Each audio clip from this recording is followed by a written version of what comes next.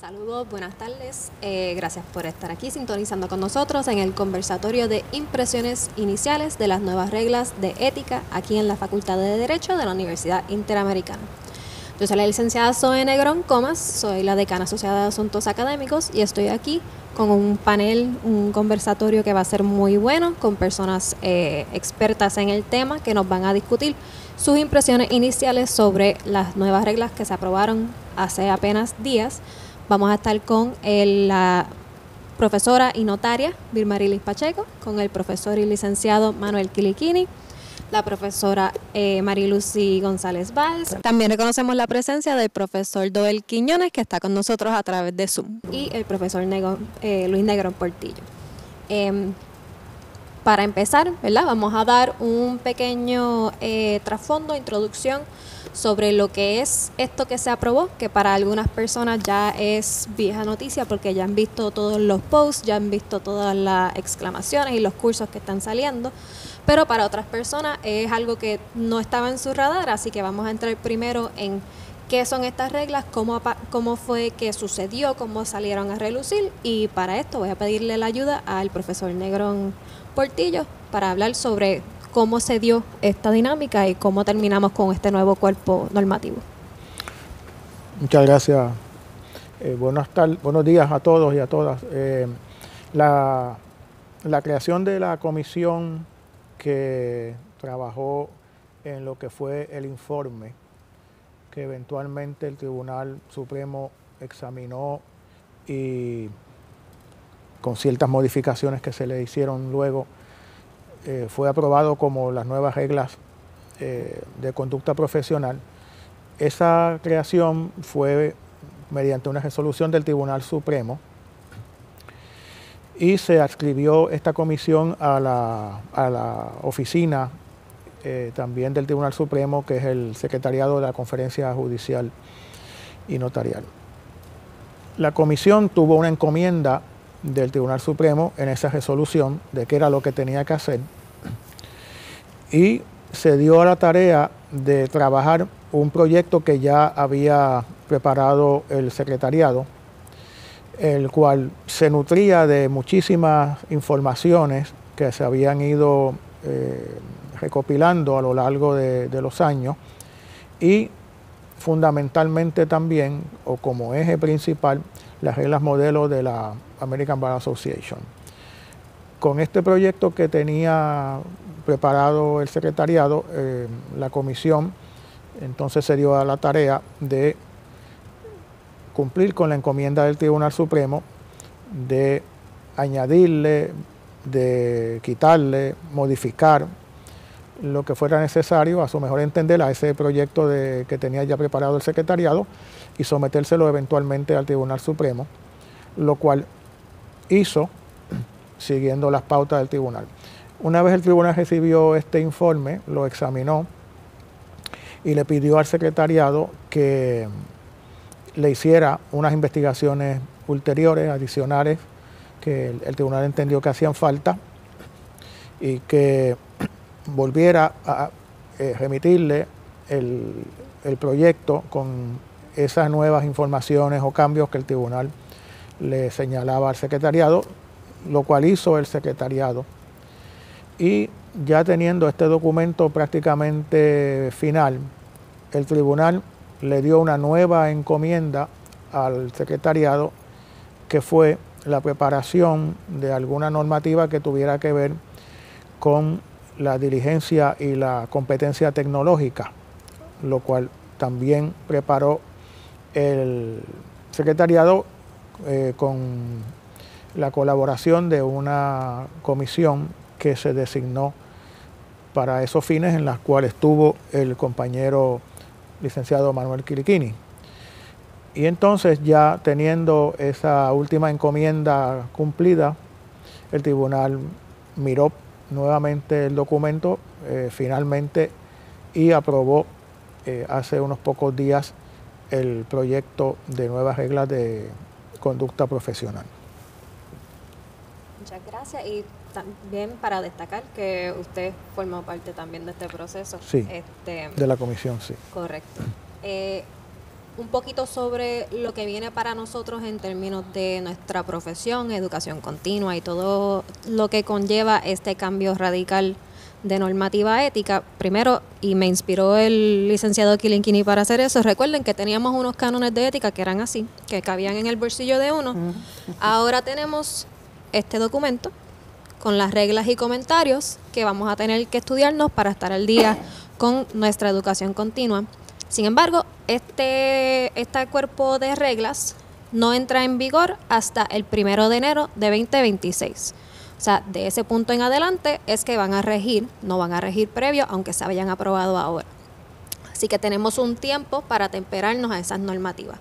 Sin embargo, hay una obligación por la magnitud de estas reglas de que cada persona que ejerza la abogacía y la notaría se certifique con 6 créditos de educación continua específicamente sobre este tema. Para ello hay una fecha límite que es en diciembre de 2026. Así que a pesar de que las reglas entran en vigor en enero, tienen hasta diciembre para completar los créditos. Esos 6 créditos, dependiendo de su estatus actual de cumplimiento con sus horas de educación continua, pueden ser adicional a los 24 créditos que tienen que coger o pueden ser como parte de esos 24 créditos. Por ejemplo, si usted ya tiene sus créditos de ética, pues no puede utilizar estos para compensar los que está, ni viceversa. Tiene que coger adicionalmente los 6 créditos de ética adicional.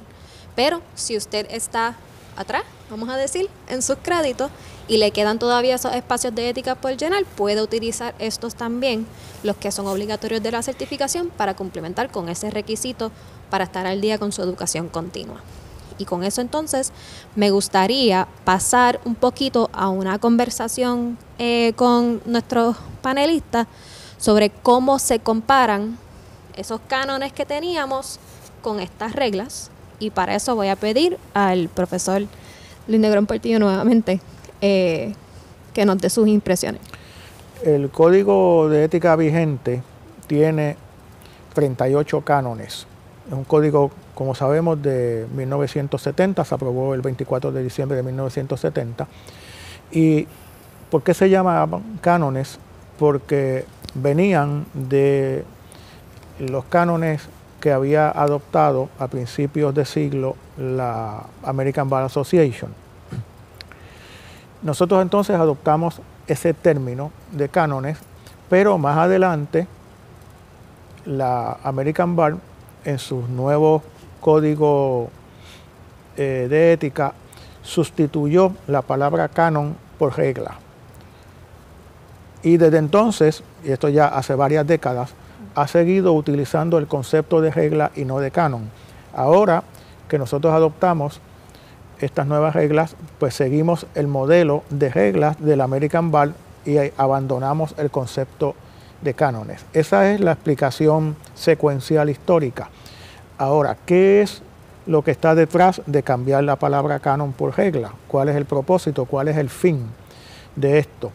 En Estados Unidos se suscitó durante un tiempo, hace unas décadas, una importante discusión acerca de que los cánones, como los tenía la American Bar Association, eran muy generales. Eran unos pronunciamientos de carácter amplio, muchas veces de poca definición, que eran para exhortar a las abogadas y a los abogados a ciertas conductas óptimas e ideales, pero que se alejaban o se distanciaban mucho de conductas específicas, detalladas, que se querían prohibir. Y entonces ese concepto general, amplio, de menos definición, fue sustituido por la regla, que es específica. La regla va al detalle de la conducta que se quiere prohibir. Y entonces se entendió desde hace varias décadas que eso era lo que necesitaba la profesión legal, que eso era lo que necesitaban los abogados y las abogadas, una guía de qué era lo que podían hacer y lo que no podían hacer, pero dentro de un marco de especificidad, no de conceptos que podrían ser muy vagos, muy amplios y de poca exactitud y precisión. Muchas gracias. Y dentro de esa misma línea, entonces, pensando en cuál es la relación entre los Model Rules de la ABA y estas reglas nuevas que estamos adoptando, quisiera saber si el profesor y licenciado Kilikini tiene impresiones para compartir. Bueno, debo comenzar explicando que yo, como parte del House of Delegates, de la Cámara de Diputados de la American Bar, soy parte del cuerpo que aprueba enmiendas a las reglas. Y en los últimos 25 años que he estado ahí, puedo dar fe de que las reglas se modifican con mucha frecuencia. Por ejemplo, cada 2 años tenemos un cambio. Pero no solo eso, la American Bar hace algo que es una revisión decenal. Cada 10 años se designa un comité que revisa esas reglas con el propósito de actualizarlas. Así que tenemos un cuerpo bien dinámico. Pero lo más importante, y es quizás explica la extensión de nuestras reglas nuevas, es el concepto de regla y comentario. En las Model Rules of Professional Conduct, nosotros vamos a ver 8 capítulos y 50 y tantas reglas. Pero, por ejemplo, una regla puede tener múltiples comentarios. Los comentarios lo que buscan es delinear los límites, definir y aclarar lo que es la regla. Cogiéndonos como por ejemplo, la regla 1.19 sobre competencia tecnológica es un párrafo, pero tiene 7 comentarios. Y así por el estilo, hay reglas que tienen muchos más comentarios. Esto lo que busca es que el abogado y la abogada puedan entender cuál es su obligación con más precisión, con más claridad. Cuando se nos dio la encomienda al comité, se nos pidió que siguiéramos esa modalidad. Y por eso hemos brincado de 20 y tantas páginas a 216. Pero es importante resaltar que hay que leer los comentarios, porque los comentarios son vinculantes en la medida en que explican y aclaran y detallan nuestras obligaciones. Así que le hago esa exhortación. Y también es importante notar que ahora hay una comisión permanente en la que estamos algunos de nosotros, y es evidente que lo que buscan es mantener el dinamismo de las reglas. O sea que cada vez que cambia algo que merezca una atención, ese comité pueda sugerirle al Pleno del Supremo que adopte esos cambios. Así que esperamos que no vamos a estar 55 años en espera de cambios y actualizaciones. Me uno al esperamos. Dentro de esa dentro de también esa comparación que tenemos con las reglas de la ABA, pues Puerto Rico siempre ha sido una jurisdicción un poco única, distinta a las demás de Estados Unidos y a Estados Unidos a nivel federal.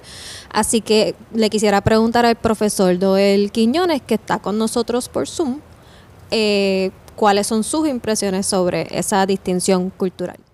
El Tribunal Supremo de Puerto Rico, cuando designó a la comisión especial, llegó con unas instrucciones muy específicas de que un trabajo previo que se había hecho para la oficina de la Conferencia Judicial y Notarial de Puerto Rico se revisara. Ese trabajo se basaba en las reglas de modelos de conducta profesional de la American Bar Association. Estamos hablando del año 2023. Así que la encomienda inicial era que empezáramos a tratar de armonizar la realidad de los cánones con una modificación a la redacción de reglas más específicas.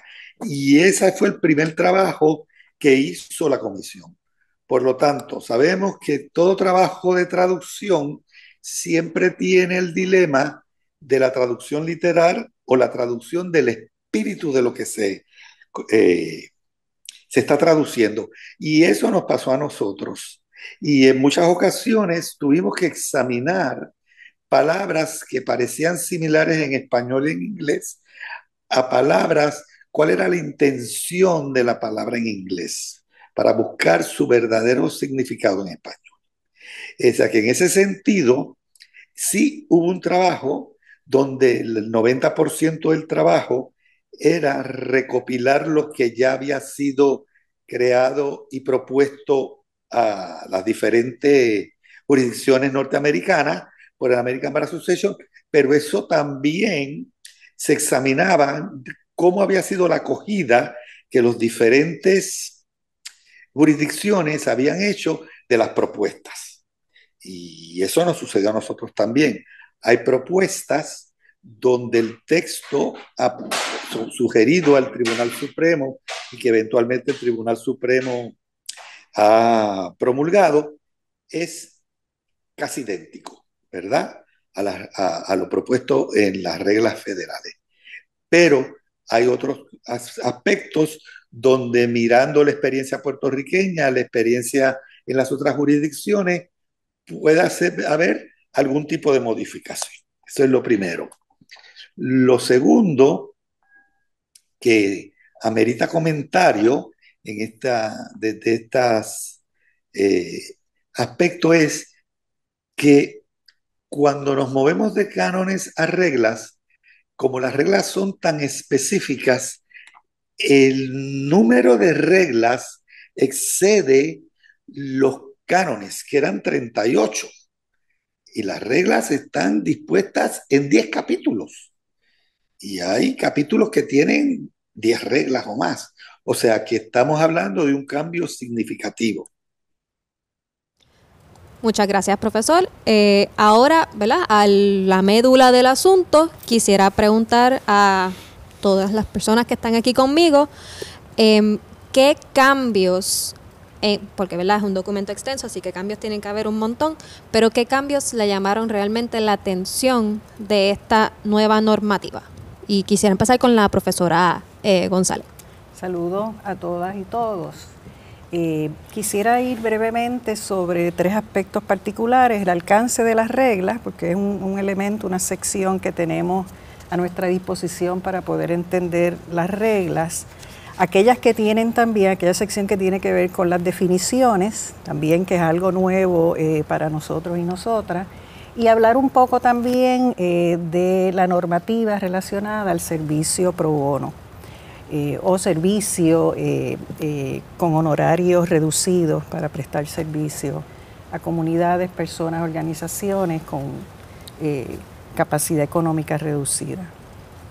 Con relación al alcance de las reglas, solo quiero mencionar que brevemente de que es un elemento que se incluye en esta normativa y tiene el propósito de dar una explicación sobre el efecto, la trascendencia de estas nuevas reglas. Según la resolución del 17 de junio de este año del tribunal, nos explica que son una estructura, o sea, estas reglas son la estructura normativa para poder transformar la forma en que nos vamos a conducir en términos de nuestra gestión profesional en la práctica legal. El alcance aclara que las reglas no van a agotar todas las posibilidades o problemas, dificultades que podamos encontrar en esta gestión profesional nuestra, pero pues son esa estructura para podernos ayudar, especialmente en aquellas controversias o dificultades muy particulares que se nos puedan presentar, pero siempre utilizando, y es un elemento que es importante, nuestro juicio profesional basado en las reglas, cómo nuestro juicio profesional nos ayuda entonces a solventar esas dificultades que podamos enfrentar.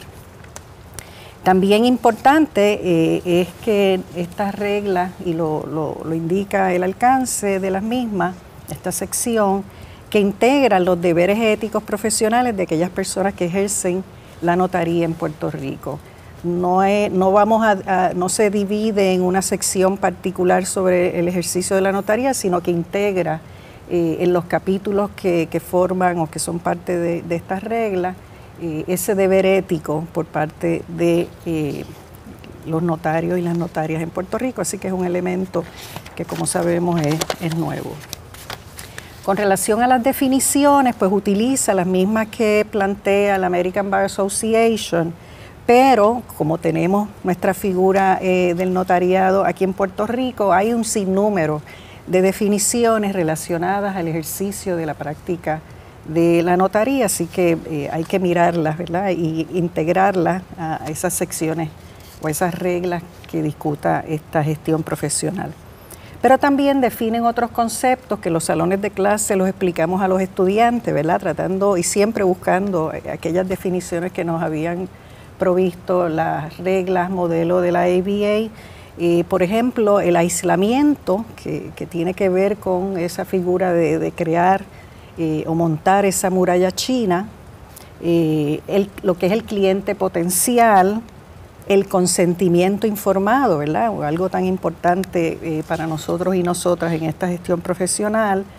También se define lo que es la oficina legal o una oficina legal, y también hace una definición, presenta una definición sobre el servicio pro bono. Así que me parece que esa es importante señalar cómo se va más allá de lo que nos proveen las reglas modelo de la ABA. Con relación al capítulo 6, que es el que tiene que ver con nuestros deberes para personas que ejercen la abogacía con la sociedad, ¿verdad? Nuestros deberes hacia la sociedad, que ya teníamos los cánones específicos de nuestros deberes con la sociedad, ¿verdad? Pues aquí quisiera puntualizar lo siguiente. Primero, que recoge la regla 6.2, el deber de aceptar los casos de oficio, ¿verdad? El deber de los abogados y abogadas de aceptar esos casos de acuerdo a lo que ya está dispuesto por el reglamento de oficio en Puerto Rico. También debo puntualizar que mantiene, ¿verdad?, nuestro deber ético de proveer servicios legales pro bono a personas que tienen una capacidad limitada de pagarlos o no pueden pagar los servicios profesionales nuestros de forma gratuita, y sobre eso nos habla la regla 6.1 6.1A1 y 6.1A2, ya sea para personas, grupos o organizaciones jurídicas que también enfrenten dificultades económicas para poder conseguir esos servicios.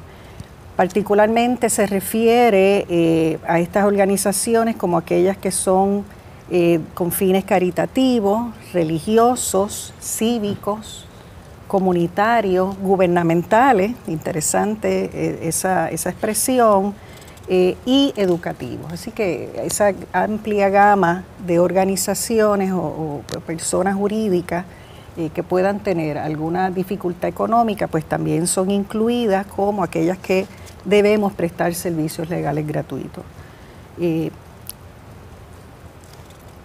La regla también nos habla sobre cómo proveer, la forma en que vamos a proveer servicios legales reducidos, ¿verdad? Unos honorarios reducidos, ante qué circunstancias y ante qué personas. En particular me interesó mucho y me llamó la atención aquella que tiene que ver con personas o grupos u organizaciones que protegen los derechos civiles, las libertades civiles o los derechos públicos en nuestro país. Así que me parece que son unas expresiones de gran importancia, particularmente en los momentos políticos en que nos encontramos. Y además hace mención para proveer estos servicios legales con honorarios reducidos a las mismas organizaciones que les mencioné antes, educativas, caritativas, religiosas, etc. Esa regla incluye al final que deberíamos prestar algún apoyo económico a organizaciones que prestan servicios legales a personas con recursos económicos limitados. Pienso Servicios Legales de Puerto Rico también, ante la amenaza de sufrir mayores recortes económicos por parte de la Legal Services Corporation, por lo mismo, por las órdenes ejecutivas que ha emitido el presidente.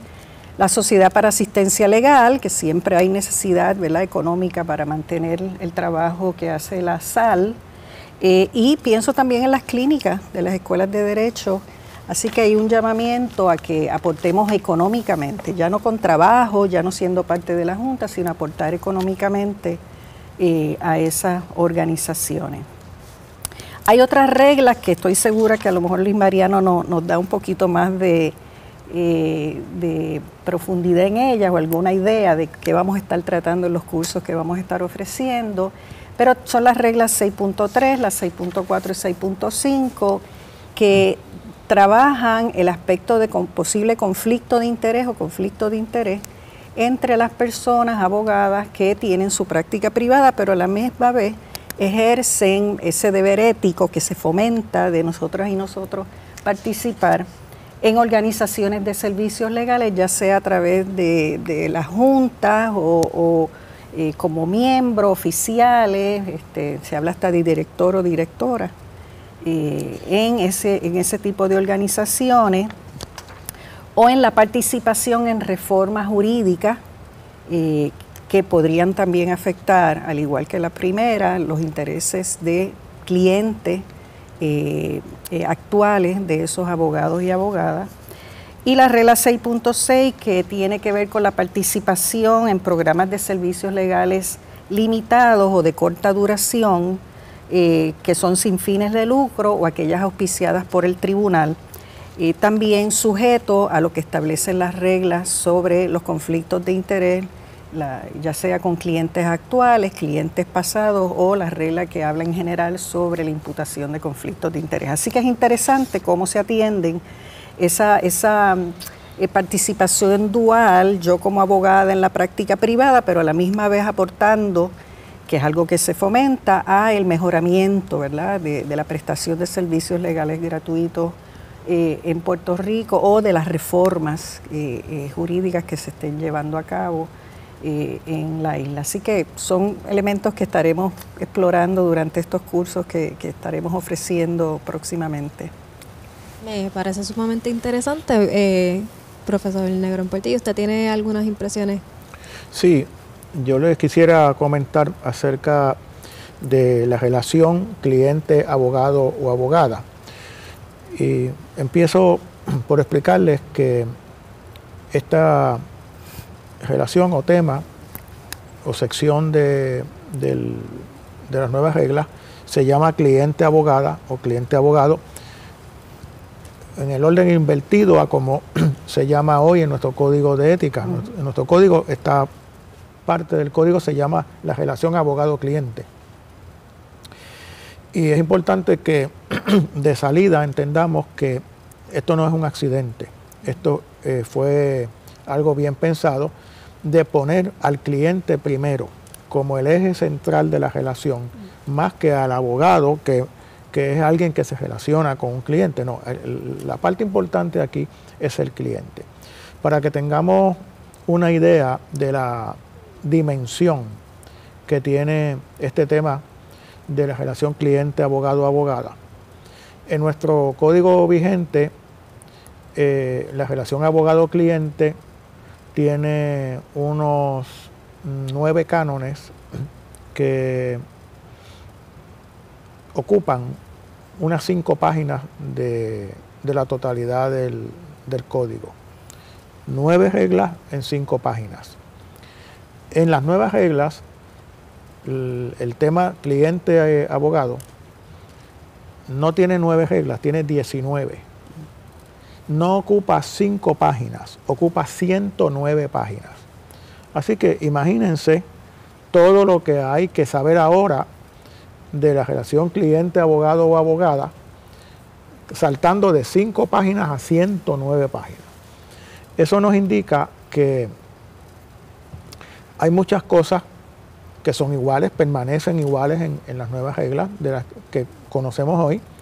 Hay otras de las que conocemos hoy que han sido modificadas, y ahí tenemos que ver cuál es ese cambio y conocerlo.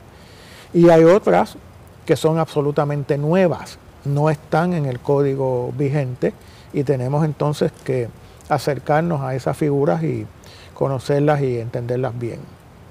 Le voy a dar otro ejemplo. Dentro de esta categoría o tema del cliente y su abogado o abogada, el tema que más páginas tiene es el conflicto de intereses.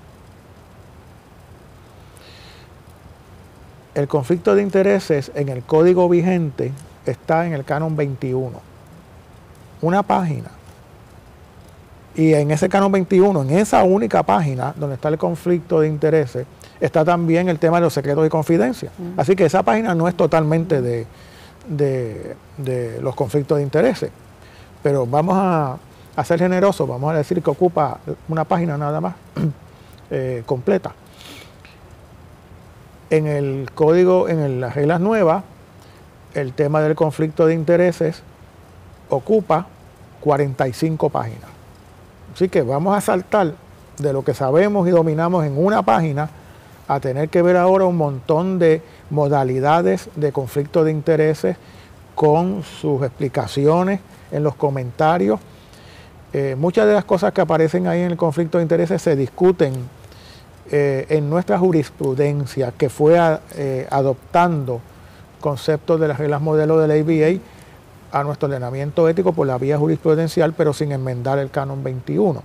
Van a hacernos conocidas, desde luego, pero hay muchísimas cosas que son nuevas. Les voy a decir un ejemplo.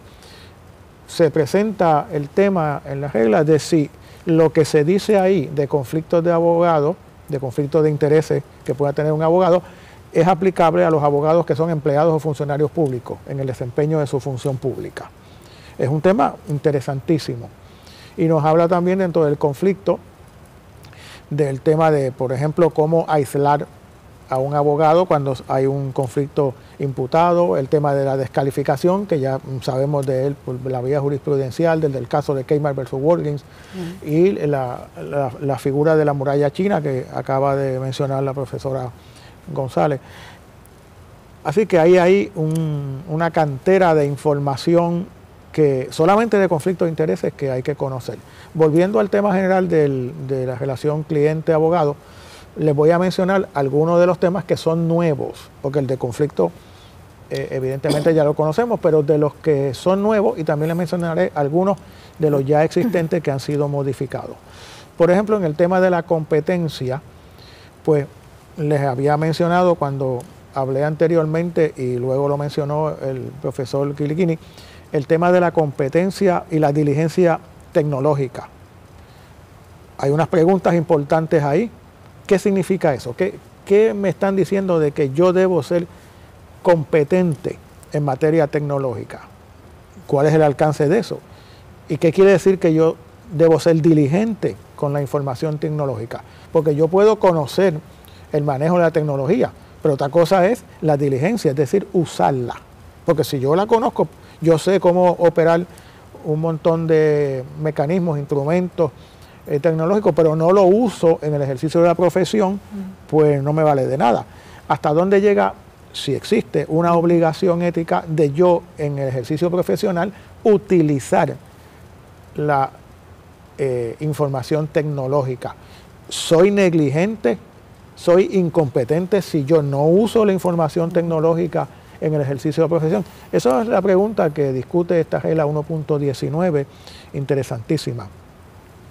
Hay otra figura nueva que no está en nuestro código, que es el abogado que presta servicios a una persona que tiene limitaciones en su capacidad o una capacidad limitada. De eso no sabemos prácticamente nada en nuestro código, más allá de unos principios generales que aplican a toda persona, a todo ser humano. Pero una persona que tiene una situación de capacidad limitada, las reglas dicen específicamente usted debe o puede o tiene que hacer esto, y nos explica cómo debe ser esa relación abogado-cliente con una persona de capacidad limitada. El tema de los honorarios es un tema también que tiene algo importante. Ya conocemos lo que son los honorarios contingentes, pero ahora las nuevas reglas adoptan algo dentro del concepto de honorarios contingentes que es muy importante que lo conozcamos. ¿Qué es? Que hay honorarios contingentes prohibidos en muchas actividades del ejercicio de la profesión. Hay que conocer cuándo ahora, especialmente le doy el anticipo de que estamos hablando en el mundo del derecho de familia. Y también es importante que sepamos que en el tema de los honorarios hay un cambio importante en una figura que ya está en nuestro código vigente, pero ahora se modifica y es el pago de honorarios por tercera persona. Es la persona que le paga al abogado o abogada porque represente a alguien. Eso está permitido ahora mismo con unas limitaciones, pero ahora hay unos cambios en cuanto a este tema en las nuevas reglas. También las nuevas reglas nos plantean algo que no está en el código vigente, más allá de lo que pueda ser el tema de la lealtad de un abogado que trabaja con una organización, y es que hay unas reglas específicas para el abogado que es abogado de una organización, llámese sociedad, llámese corporación, y hay toda una amplia regulación en cuanto a qué debe hacer. Por ejemplo, si el abogado de una organización tiene la información de que hay alguien dentro de la organización que está cometiendo un delito, que planea cometer un delito, que va a dejar de desobedecer alguna obligación legal o va a actuar en contra de alguna disposición legal, ¿qué hace en esas circunstancias? Tenemos también el tema de la información al cliente. Nosotros sabemos que nuestro código vigente dispone que al cliente hay que mantenerlo informado en todo momento de las cosas importantes que pasan en la representación legal. Pero hay un cambio en cuanto a ese estándar en las reglas nuevas, que también lo tenemos que conocer. Y hay un asunto que no está en nuestro código, que es en qué medida un abogado puede no divulgarle a un cliente una información. Por ejemplo, yo como abogado recibo una información y digo, esto es importante, es valiosísimo, pero yo no se lo voy a compartir a mi cliente. ¿Cuándo yo puedo hacer eso? Si es que puedo hacerlo. Pues de eso se ocupa la regla de la información, y un tema también dentro de este tópico de la información es qué hacemos, qué obligaciones éticas nosotros tenemos cuando recibimos una solicitud de información de un cliente. Todo eso está cubierto en la regla. No queda nuestro arbitrio y capricho. Dice, bueno, pues yo le contesto o yo le digo sí o no, lo que quiera y cuándo. No, hay unos criterios que es importante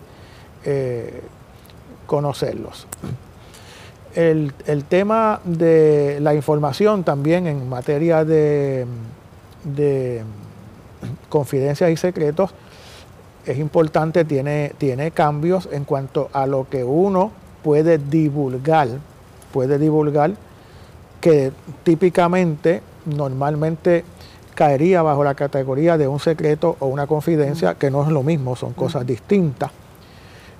Pero, por ejemplo, llegar al punto de que si uno tiene una confidencia de un cliente de que ese cliente cometió ya un delito, es decir, un delito consumado, un delito pasado, que típicamente está protegido, distinto al delito futuro, al delito que intenta cometer, ¿puedo yo en algunas situaciones o circunstancias divulgar una confidencia de un delito ya cometido y pasado? Pues de eso se ocupa la nueva regla, que no tenemos nada parecido en el código vigente. Las reglas nuevas también se ocupan del tema de la venta, de la oficina, de la venta de la práctica legal. Es un asunto completamente nuevo, no sabemos nada en nuestro código vigente de cómo se hace esa venta. Pues claro, uno podría pensar, eso sucede y ha sucedido, pero ¿cuáles son los criterios y las obligaciones éticas que tenemos? Específicamente, lo más importante es el cliente, porque venderle las sillas y la mesa y los archivos y las butacas a alguien, eso no tiene mayor trascendencia ética, pero el punto clave en todo esto es qué sucede con los clientes de un bufete, de una oficina legal que uno está traspasando a otra persona en un contrato de compra-venta. ¿Qué obligaciones hay hacia esos clientes? ¿Se les pide el consentimiento? ¿Se les informa? ¿O meramente se les dice, mira, ahora tú eres cliente del comprador? Hay entonces unos pasos y unas pautas muy importantes de índole legal, ético, que hay que seguir en esas consideraciones.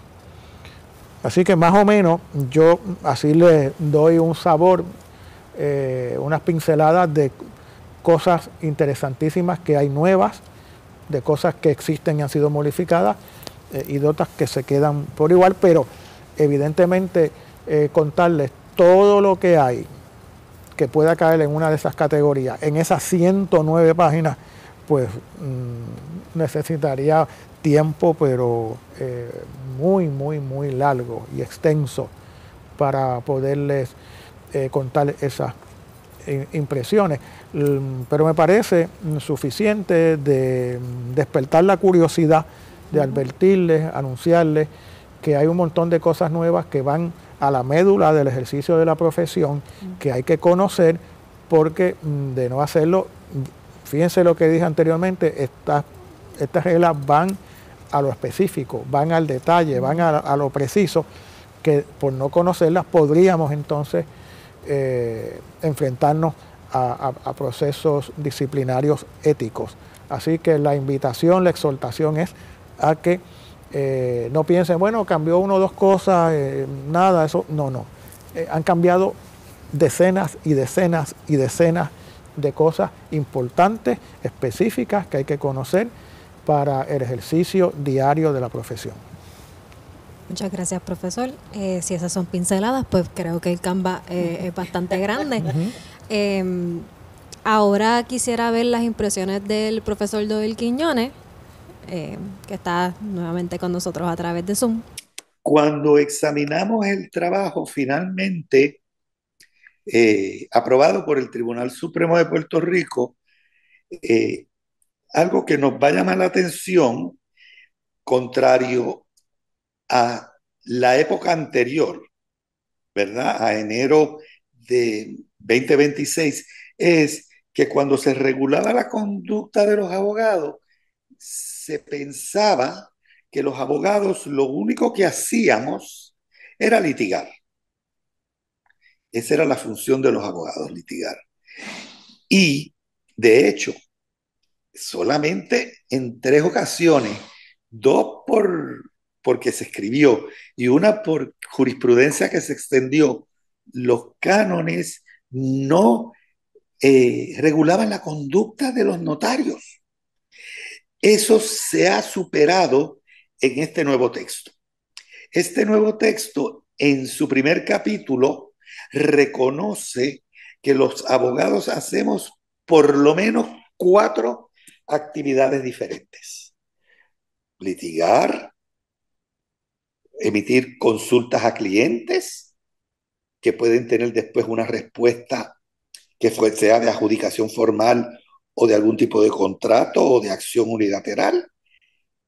Otro tema es el rol del abogado en asuntos relacionados con el derecho, pero desde una naturaleza diferente, ya sea como adjudicador, árbitro, anterior juez, mediador, negociador, así que funcionario del Estado.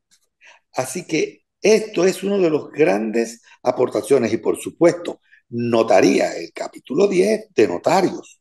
O sea, que esto sí impacta de una manera significativa porque es mucho más específico. Otra cosa que llama la atención en de la fórmula, y esto tiene que ver mucho con cómo se practica el Estado en los Estados Unidos, es que hay detalles que tienen que ver con las funciones de abogados que practican la profesión de manera asociada. ¿Qué quiere decir? Que están en un despacho, en un bufete, o que han sido contratados por un cliente para que en unión a otros abogados o a otros profesionales resuelvan algún tipo de problema que tiene ese cliente. Y eso es un aspecto también al que se dedican específicos reglas para resolver. Bien. Otro aspecto que llama la atención, significativo, es las formas en que el abogado puede comunicarse, tanto con sus clientes o para comunicar de una manera más amplia el ofrecimiento de servicios legales.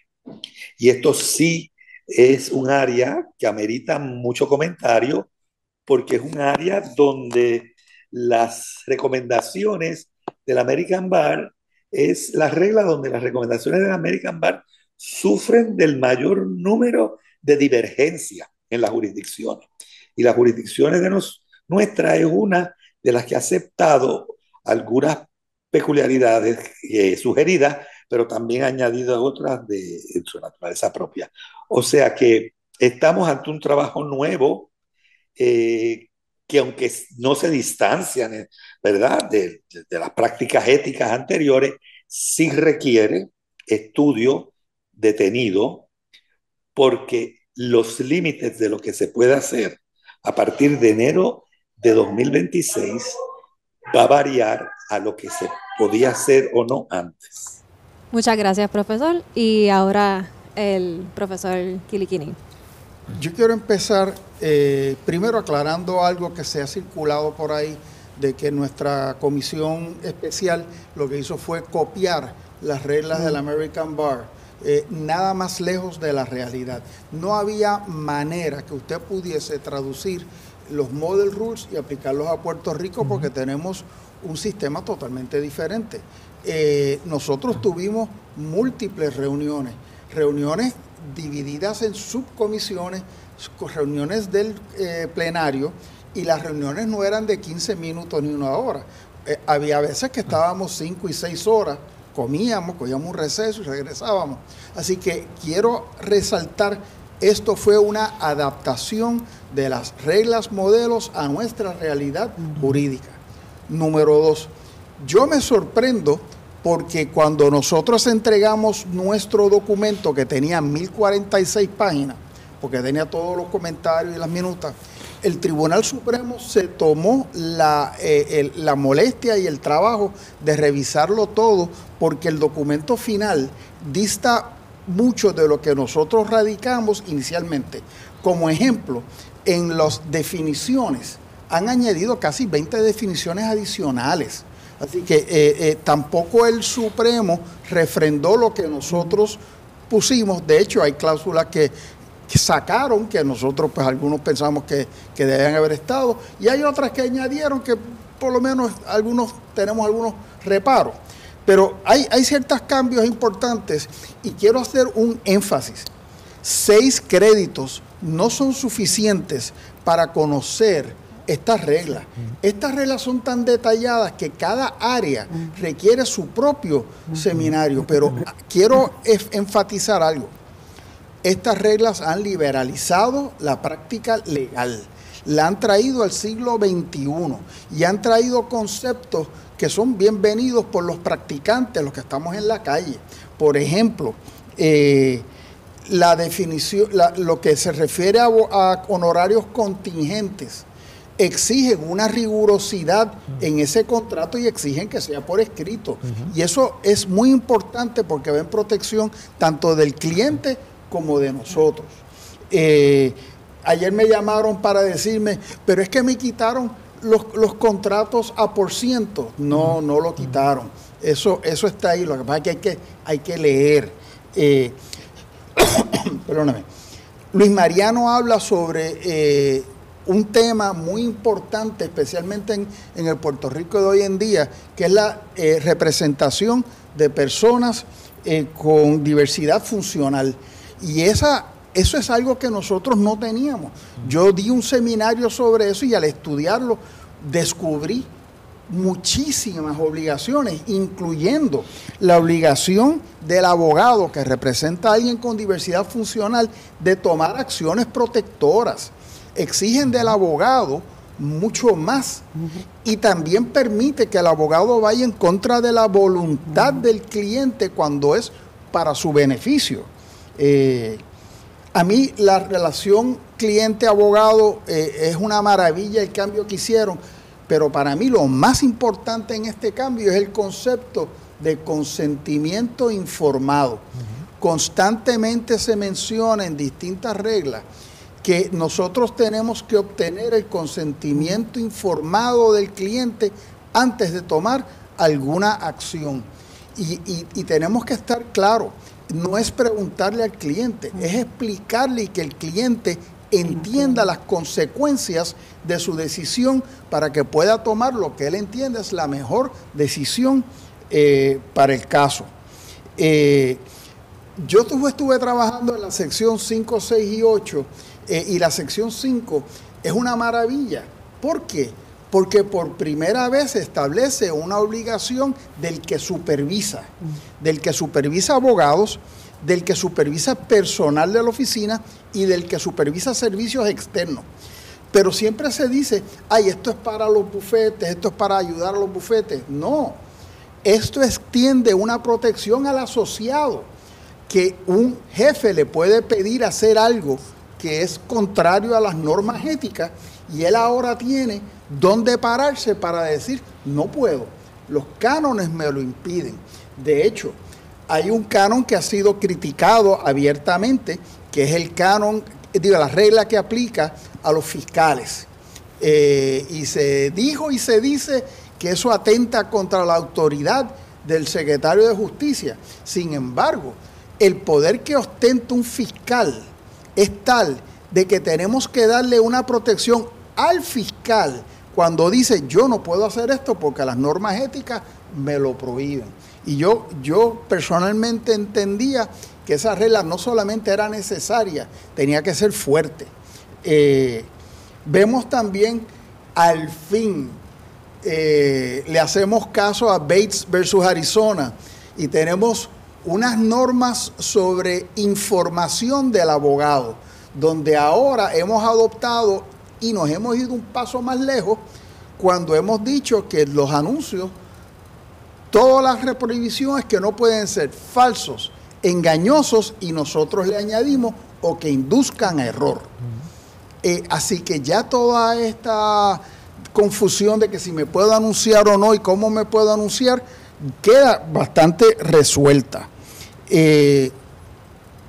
Tenemos la venta de la práctica, que es algo que no vemos mucho en Puerto Rico, pero sabemos que hubo un caso del Tribunal Supremo sobre eso. Pero hay muchos conceptos que quizás en Puerto Rico no utilicemos de inicio, pero que están ahí, cubren el campo. Antes teníamos muchos baches que no sabíamos cómo proceder y esos baches han desaparecido. Curiosamente, hay ciertas normas que han sido controversiales. Tenemos una norma, la regla 5.4, hay que decir lo bueno y lo malo. La regla 5.4 es una regla única en todo Estados Unidos, con excepción de Arizona y de Utah. ¿Por qué? Porque permite que no abogados sean socios de abogados. Algo que aquí estaba terminantemente prohibido. El Tribunal Supremo reconoce lo novedoso de esta cláusula y le encomienda a la comisión permanente reevaluarla. También puso unos requisitos de registrarse, que vamos a ver cómo funciona en la marcha. Pero, nuevamente demostrando que nosotros somos una jurisdicción de vanguardia, en el año 2012 se enmendó la regla 1.1 sobre competencia para añadir una frasecita al comentario 8 que dice: los abogados debemos conocer los riesgos y beneficios de la tecnología atinente. Y la gente fue como una bomba porque ese es el famoso deber de competencia tecnológico. Pero muchos decían, ¿y qué quiere decir eso? Este tribunal ordenó que se revisara eso, y esa revisión produjo la primera jurisdicción que tiene una regla específica sobre competencia tecnológica, y ya ha sido reseñado en Estados Unidos por expertos en la materia que nosotros vamos mucho más allá del American Bar, y de hecho están recomendando al American Bar que se copien de nosotros. Así que yo creo que tenemos que reconocer el inmenso valor que trae estas nuevas reglas a nuestra práctica. No fue sin sudor, sin crítica, sin sangre, porque casi tuvo sangre, y en particular cuando estábamos hablando de la práctica notarial y las normas para la práctica notarial. Pero han sido un cuerpo de reglas, es un cuerpo de reglas minuciosamente estudiado, analizado. Los 11 miembros de la comisión especial, cada uno tenía un expertise, un área de pericia. Tenemos 3 autores, tenemos 4 profesores, tenemos expertos en notaría, expertos en derecho penal, en derecho público, con Irán Morales, con la Oficina de Ética Gubernamental. Yo, que soy el que menos credenciales tenía, conozco muy bien el ABA y la práctica. Así que todos aportamos, y el tribunal también aportó. Ahora, nuevamente, tenemos que leerlas, porque hay unas oportunidades que se nos presentan, hay unos cambios muy importantes que no bastan con coger 6 créditos. Hay que coger créditos en áreas especializadas. El privilegio abogado-cliente, el privilegio cliente-abogado, las normas de conflicto de intereses son bien específicas, al punto que al fin tenemos normas para ex jueces, para neutros, para empleados gubernamentales. Así que mi exhortación es que esos primeros 6 créditos es para que le cojan un sabor, para que les pique la curiosidad y entonces vayan más allá, porque va a ver que, para mí, este código es una maravilla, y es una maravilla en la medida que usted lo estudie y entienda qué es lo que le está dando para que usted mejore su práctica. Y entonces, finalmente, con la profesora Vilmarilis Pacheco, hemos ya escuchado varias veces que aquí hay por primera vez mención de la notaría, así que, ¿cuáles son esos cambios que esperamos? Muchas gracias, Zoe, muchas gracias a las personas que nos escuchan. Encantadísima de estar en este panel de lujo. Tengo algunos comentarios, no por última, la menos importante, ¿verdad? Pero ciertamente, en primer lugar, quiero hablar de esos lineamientos éticos dirigidos a la persona que ejerce la notaría. Me parece que es un gran avance, un gran reconocimiento a nuestra labor y a nuestra función notarial. Esas reglas que están aquí tienen además esos comentarios que atienden particularmente, ¿verdad?, al ejercicio de la notaría. Hubiera preferido, sin lugar a dudas, unas reglas separadas para nosotros.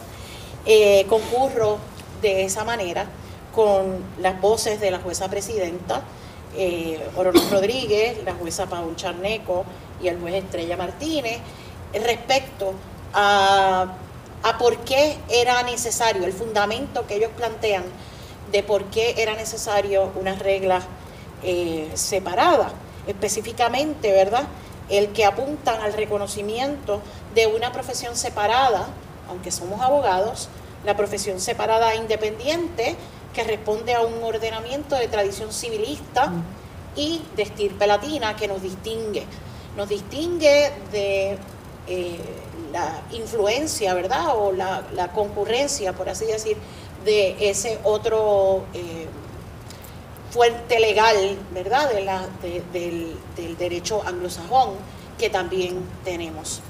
Con mucho respeto, entiendo que todavía nuestro ordenamiento no está listo para reconocer los notarios y lo que esto implica.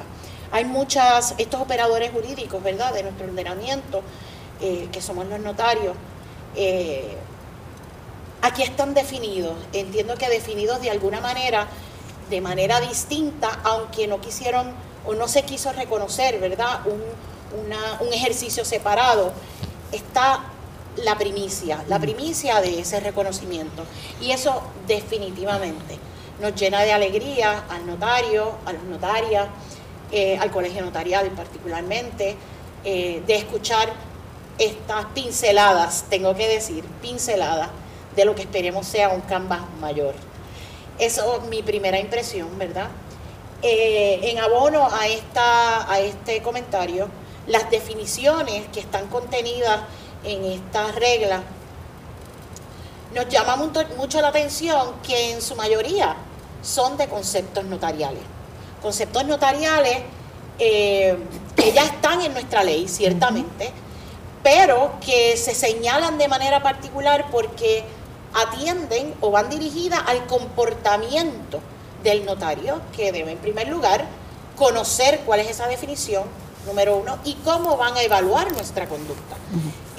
Las definiciones que también son parte de nuestro Código Civil, que caracteriza a nuestro nuevo, al Código Civil, todavía le sigo llamando nuevo, aunque han pasado unos cuantos años, pero ese nuevo Código Civil, o el Código Civil 2020, tiene definiciones, alejándose de lo que estaba, ¿verdad?, en nuestro código anterior. Pues eso también está aquí contenido. Yo creo que es muy práctico que tengamos definiciones porque, como bien dijo el profesor Negrón al principio, pues es específico y puntualiza una conducta que nosotros, ¿verdad?, necesitamos ver. Me llama la atención entre esas definiciones: advertencias, asesorar, consentimiento informado, fe pública. La distinción, que esta es la que más me gusta, la distinción entre cliente y requirente. El cliente es del abogado, el requirente es del notario, porque requiere el servicio del notario, no es un cliente. No estamos en defensa de una parte, estamos en defensa de la fe pública. Y eso me fascinó. El que el Tribunal Supremo adoptara ese concepto y lo pusiera en estas reglas me parece genial. Se repite constantemente en las decisiones, ¿verdad?, del Tribunal Supremo. Así que no debería sorprendernos, pero a la vez nos sorprende que lo concretó y lo colocó en este cuerpo de reglas y nos llena de satisfacción. Específicamente sobre el consentimiento informado. Eso es pan comido para nosotros los notarios. De eso es lo que nosotros tenemos que hacer cuando asesoramos al requirente. Eso está dentro de nuestra función notarial y probablemente una de las razones por las que no querían hacerlo separado constituye elemento de nuestra ley notarial, en ese artículo 2 que nos habla específicamente y define puntillosamente todos estos conceptos que están ya en nuestra ley.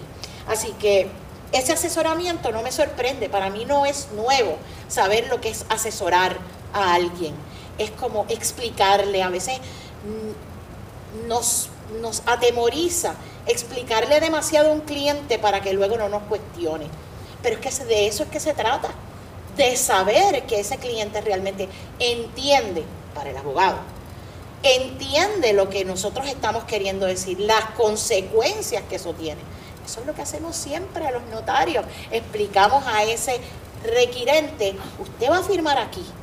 No es un modelo, es un documento específico y especial para lo que este requirente requirió de nosotros. Y atemperamos esa voluntad y le damos la forma legal que requiere. Así que me enorgullecen, me agradan muchísimo esas definiciones que son importantes. Por otro lado, la regla 1.19 me parece que a favor nuestro también hace una distinción. El que lea estas reglas lee la persona que ejerce la abogacía, la persona que ejerce la notaría. Así se distinguen al notario y a la notaria, sabemos las razones, ¿verdad? Un término inclusivo, que no hay que hablar de notario y notaria, abogado y abogada. Fantástico. Pero cuando hablan de la regla 1.19 me llama mucho la atención que definen al que ejerce la profesión legal.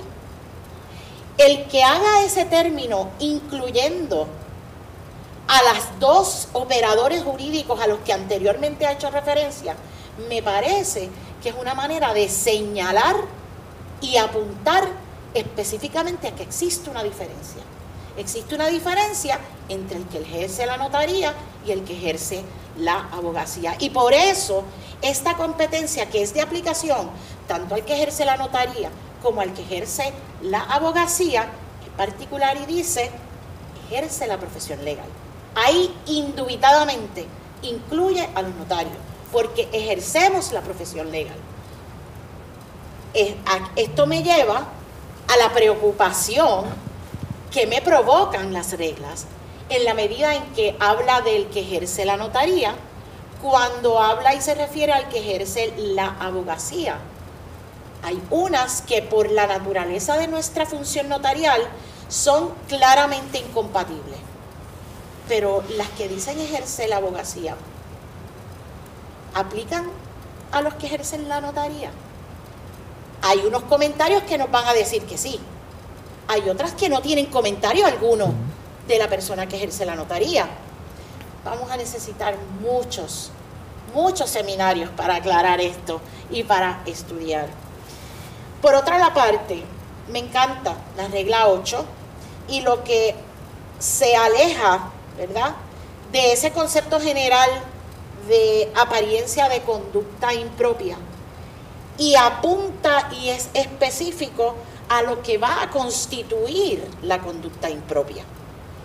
En el comentario relacionado a los notarios, apunta a la ley notarial, a las reglas, al reglamento y a estas reglas y a aquellas leyes en particular que atienden, ¿verdad?, la práctica de la notaría. Pero este cambio me parece muy atinado, porque ya no es, ¿verdad?, en el abstracto, sino que apunta a definir una conducta específica, y ya, pues, yo creo que abona al debido procedimiento de ley a que vamos a estar expuestos, porque están definidas esas conductas en particular. Me imagino que no serán taxativas y que en el ejercicio de la interpretación de estas reglas el tribunal irá atendiendo, ¿verdad?, algunas otras conductas que quizás no pudieron ser consideradas, pero que eventualmente se considerarán y se incluirán, ¿verdad?, abonando a la participación del profesor Kilikini, ¿verdad?, de que no vamos a esperar 55 años, que vamos movidos a buscar, ¿verdad?, qué elementos necesariamente van a ser importantes cambiar. Me atiende particularmente, ¿verdad?, la exhortación y el señalamiento específico a las personas con capacidad limitada, que es como lo utiliza, ¿verdad?, la regla. Me atienden y me llega muy personalmente, puesto que en eso estamos investigando, ¿verdad?, los derechos de las personas con discapacidad, que solamente habla y se refiere a las personas que ejercen la abogacía, no así a las personas que ejercen la notaría, que somos los que, porque el Estado nos lo confirió, los que estamos llamados a determinar ese discernimiento de las personas en la ejecución de los actos jurídicos. Creo que ahí tenemos que trabajar un poco,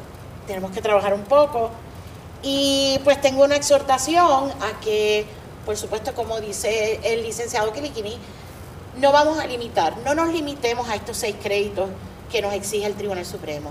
Yo les exhorto que previo a tomar esos créditos que tienen que tomar, estudien, lean este conjunto de reglas que son fantásticos, no son producto de, como explicó el licenciado Kilikini, de un mero copiar unos modelos.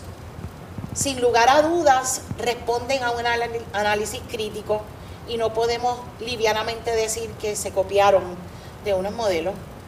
Aplica a nuestro ordenamiento, Es un ejercicio titánico, así que yo felicito no solamente al comité especial, ¿verdad? Y aquí tenemos algunos miembros.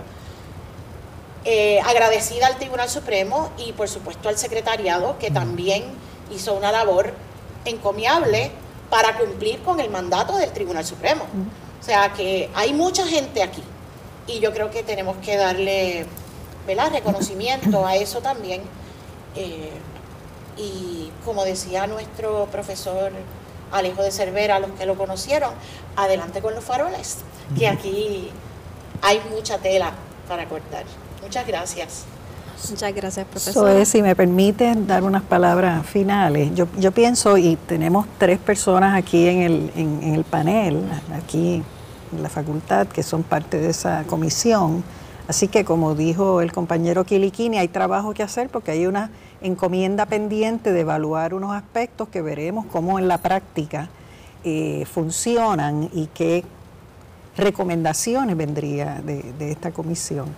Pero me estuvo curioso y me parece que estoy de acuerdo con la opinión del juez Estrella. Hay unos aspectos que se quedaron fuera o que se modificaron en esa versión final, que son dignos de también mantener ¿verdad?, ese ojo crítico de cómo funcionan sin contener esos otros aspectos que no están en las reglas.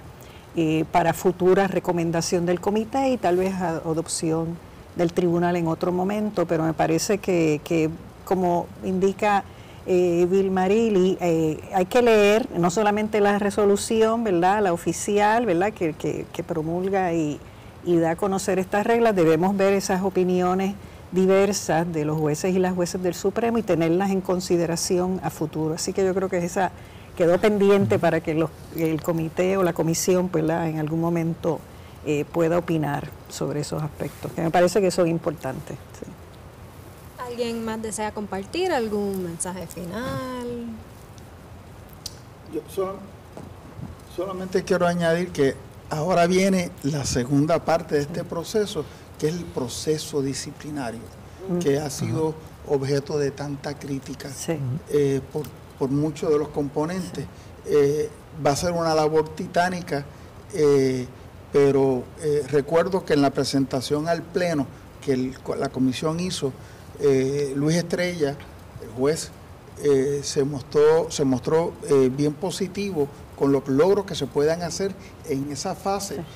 Así que no solamente vamos a estar viendo cómo funciona esto, pero la tarea más importante va a ser, desde mi perspectiva, humanizar y actualizar ese proceso disciplinario para que sea más responsivo. Curiosamente, me puse a leer las reglas según Vilmarili estaba hablando y veo que hay un concepto que solamente se usa en la regla 1.19, pero que probablemente se debe extender a todo lo demás. Así que gracias. Y Vilmarili va a estar en la comisión también, ella se nos unió, así que tenemos mucho talento para trabajar en esto. Gracias. Quiero decir algo más.